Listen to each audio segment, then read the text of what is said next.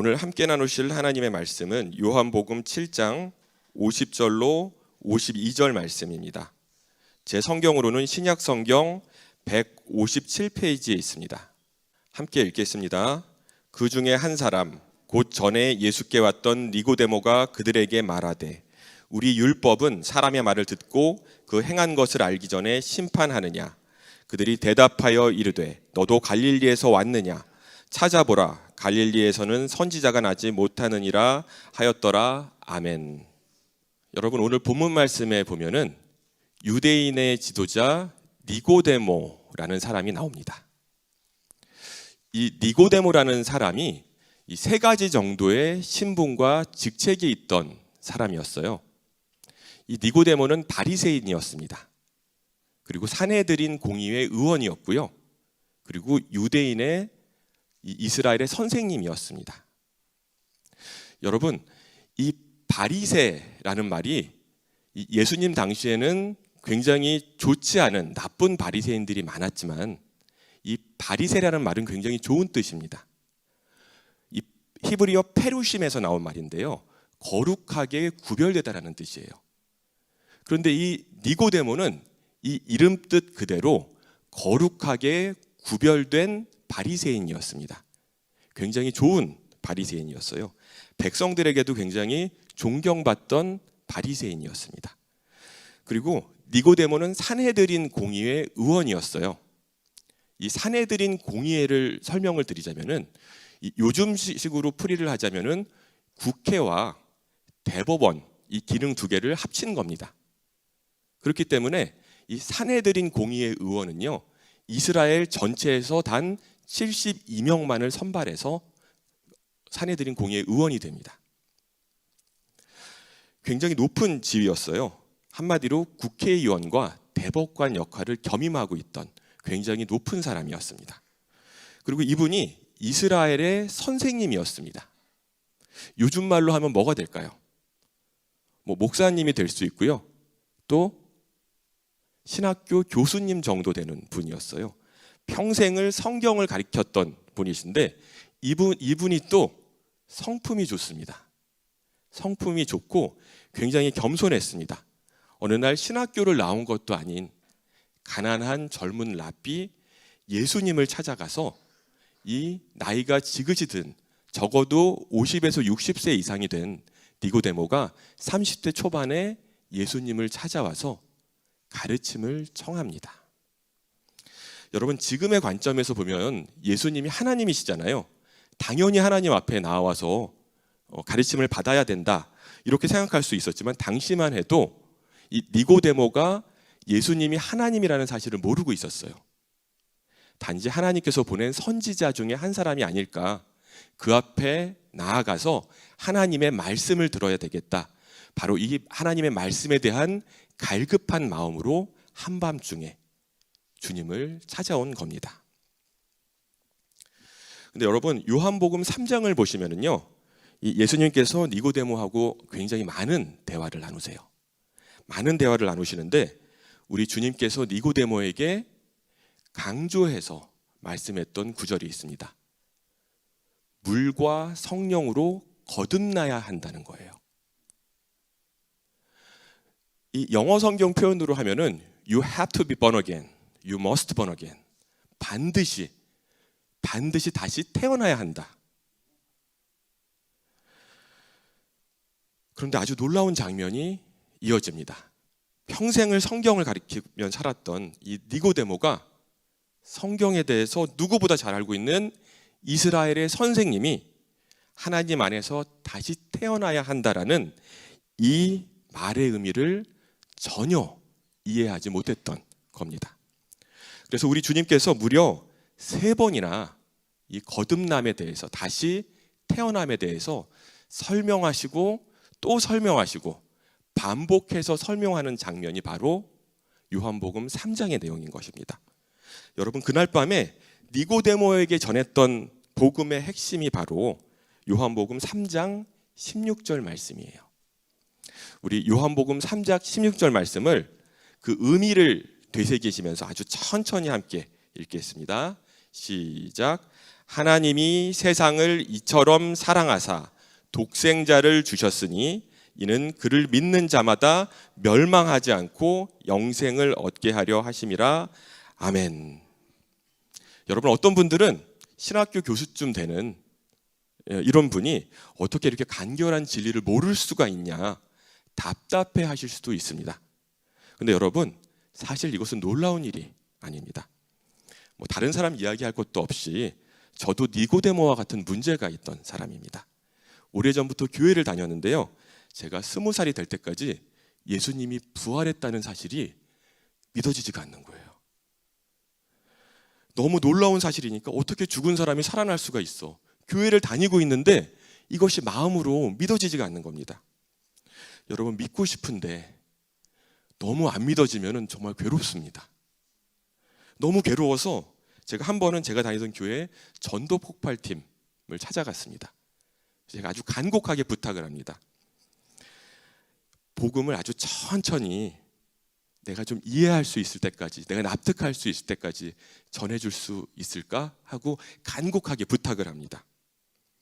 제가 좀 빨리빨리 믿음이 있었던 거예요. 빨리빨리 믿음을 얻고 빨리빨리 진행이 돼야 되는데 자꾸 정체되어 있으니까 마음이 답답한 겁니다.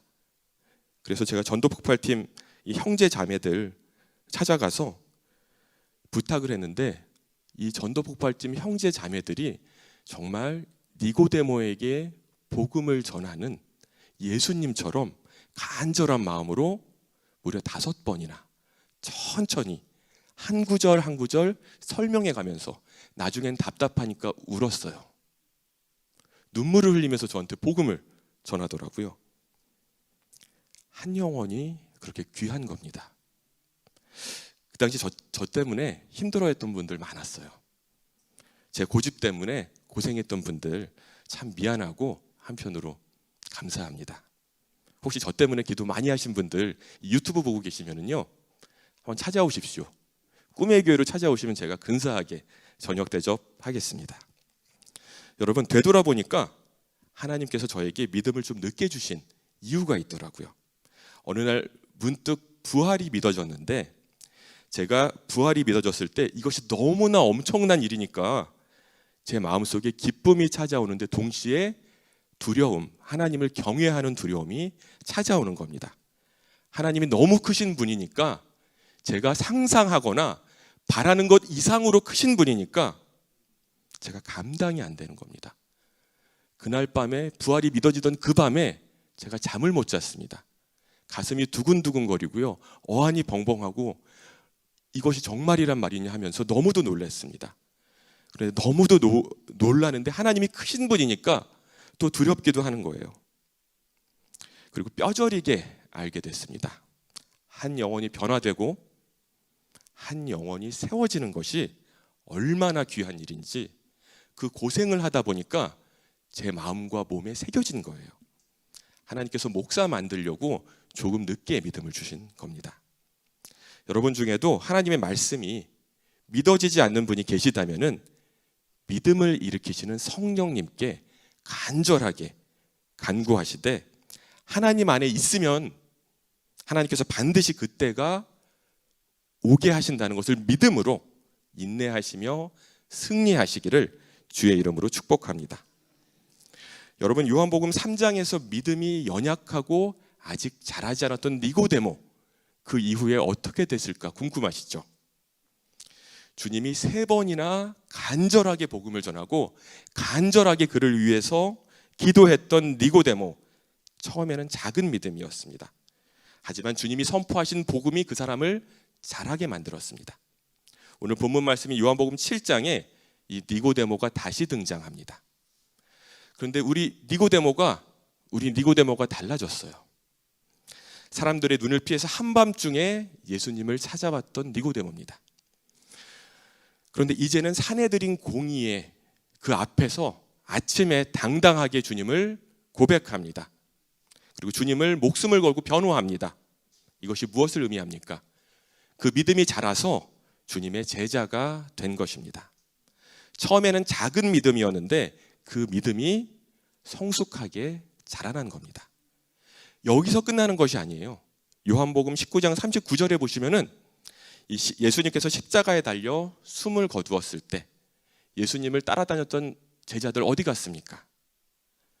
12제자들 모두 도망갔습니다. 근데 그 자리에 누가 서 있죠? 니고데모가 서 있습니다. 그 당시에 여성들은 십자가 앞에 서 있을 수 있어요. 안 잡아가기 때문에.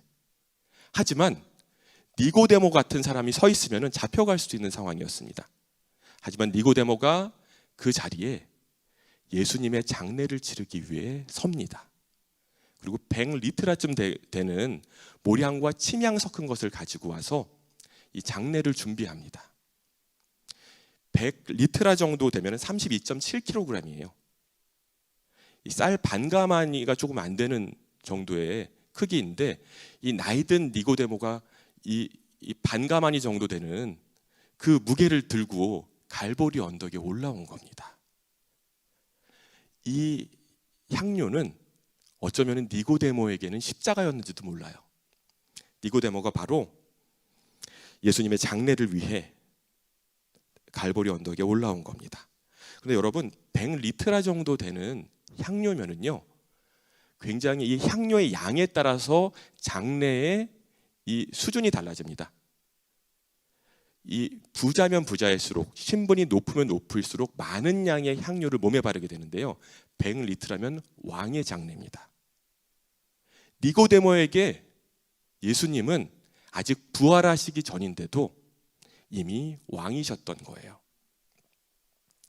보지 않고도 믿는 믿음이 니고데모의 마음속에 새겨진 겁니다.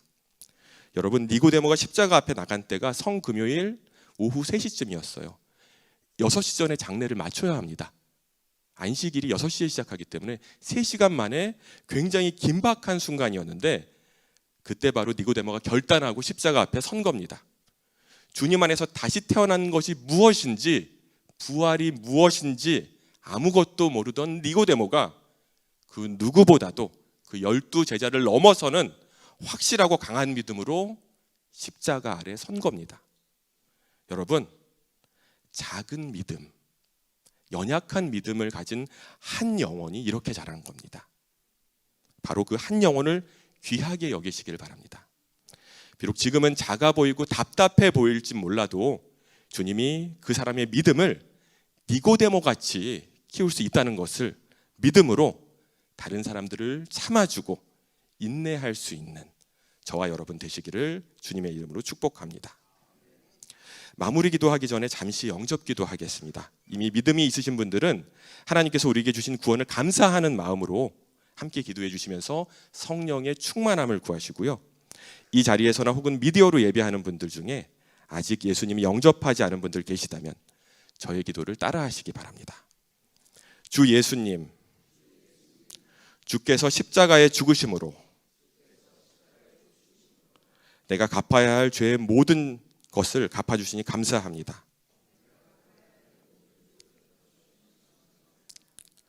나는 지금 내 마음의 문을 열고 예수님을 나의 주인,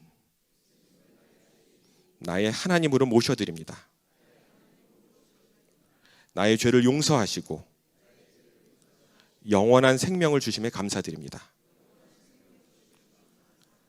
성령으로 나와 함께 하셔서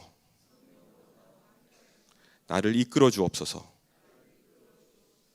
나를 위해 십자가에 달리신 예수님 이름으로 기도합니다. 아멘.